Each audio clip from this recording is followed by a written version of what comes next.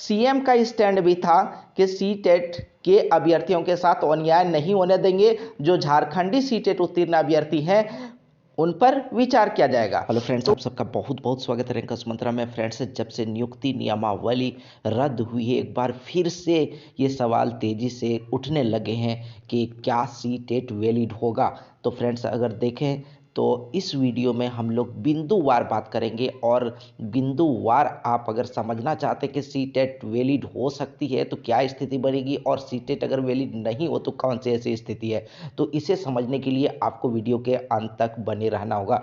तो फ्रेंड्स, आइए चलते हैं। नई नियुक्ति नियमावली में सबसे बड़ा प्रश्न यही है कि नई नियुक्ति नियमावली जो है उसमें सीटेट वैलिड होगा या नहीं होगा, या फिर पारा शिक्षक की बहाली में सीटेट वैलिड होगा या नहीं होगा। तो फ्रेंड्स, सबसे पहले अगर बात करें कि पारा शिक्षक बहाली, तो लगभग ये तय है कि पारा शिक्षक बहाली जो बीच का समय गैपिंग है उसको भरने के लिए बात की जा रही है। पारा शिक्षक की बहाली लगभग ये तय है कि संभव नहीं है, नहीं होगी। तो अब नई नियुक्ति नियमावली बनेगी और फिर जो है प्रथम चरण की बहाली प्रक्रिया शुरू होगी।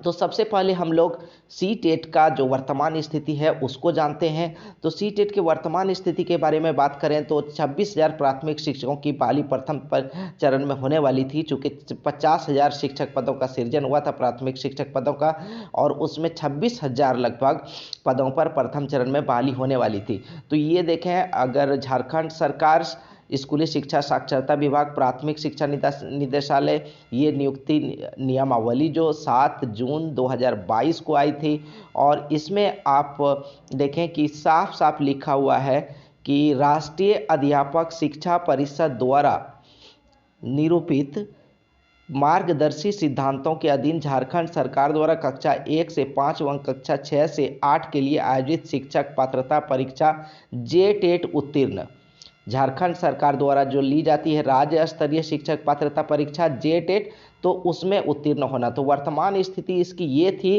कि सीटेट यहाँ वैलिड नहीं था, और सीटेट को वैलिड करने के लिए लगातार जो है सीटेट उत्तीर्ण अभ्यर्थियों ने आंदोलन किया। सीएम तक भी अपनी बात पहुंचाई, कई मंत्रियों तक, शिक्षा विभाग के अधिकारियों तक, कई शिक्षाविदों तक जो झारखंड के हैं उन तक बात पहुंचाई, और लगातार इस बात की डिमांड की कि सीटेट को भी वैलिड किया जाए। अगर 26,000 जो प्रथम चरण में नियुक्ति की जानी थी, अगर उसकी बात करें तो उसके लिए लगातार आंदोलन किया सीटेट उत्तीर्ण अभ्यर्थी ने कि इस नियुक्ति प्रक्रिया में उसे भी भाग लेने का अवसर दिया जाए। सरकार की स्थिति अब इसमें क्या थी, तो सरकार की स्थिति देखें तो पूरी तरह से स्पष्ट नहीं थी। कई बार शिक्षा मंत्री या कई अन्य मंत्रियों अधिकारियों भी के द्वारा भी कहा गया, सकारात्मक बातें भी आई, नकारात्मक बातें भी आई। सकारात्मक बातें थी कि जो सीटेट जो है वैलिड करने पर विचार किया जा रहा है। नकारात्मक बात भी कई बार आई कि नहीं, सीटेट को वैलिड नहीं किया जा सकता है झारखंड में, क्योंकि इससे बाहरी छात्र आ जाएंगे। हालांकि इसके लिए भी प्रावधान था कि किस तरह बाहरी छात्रों को रोका जा सके।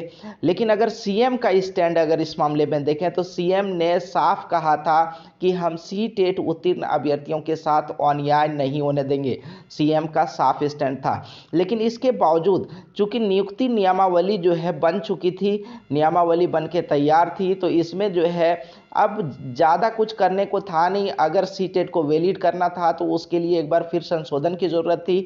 तो सीटेट वैलिड करना लगभग मुश्किल काम था, और सीटेट अगर इसी नियुक्ति नियमावली अगर ये रद्द नहीं होती तो ये लगभग निश्चित था, 99.99% निश्चित था कि यहाँ सीटेट को कोई जगह नहीं मिलता, और जेटेट को ही मुख्य परीक्षा में आवेदन करने का अधिकार होता। सीटेट यहाँ पर वैलिड नहीं होता।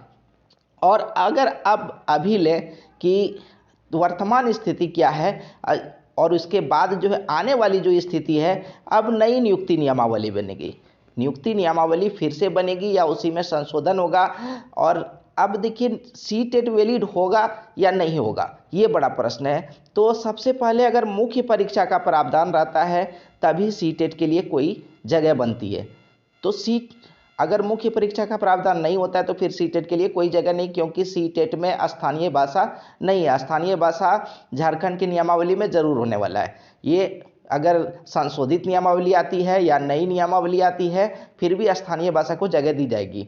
तो स्थानीय भाषा को अगर जगह दी जाएगी तो सीटेट में स्थानीय भाषा नहीं, अगर मुख्य परीक्षा का प्रावधान हटा तो ये पूरी तरह से सीटेट वैलिड होगा ही नहीं, ये 100% की बात हो गई।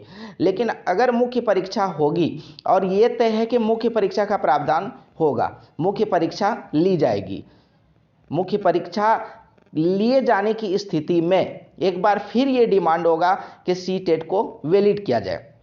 तो अगर देखें तो सैद्धांतिक तौर पर सीएम का स्टैंड भी था कि सीटेट के अभ्यर्थियों के साथ अन्याय नहीं होने देंगे, जो झारखंडी सीटेट उत्तीर्ण अभ्यर्थी हैं उन पर विचार किया जाएगा।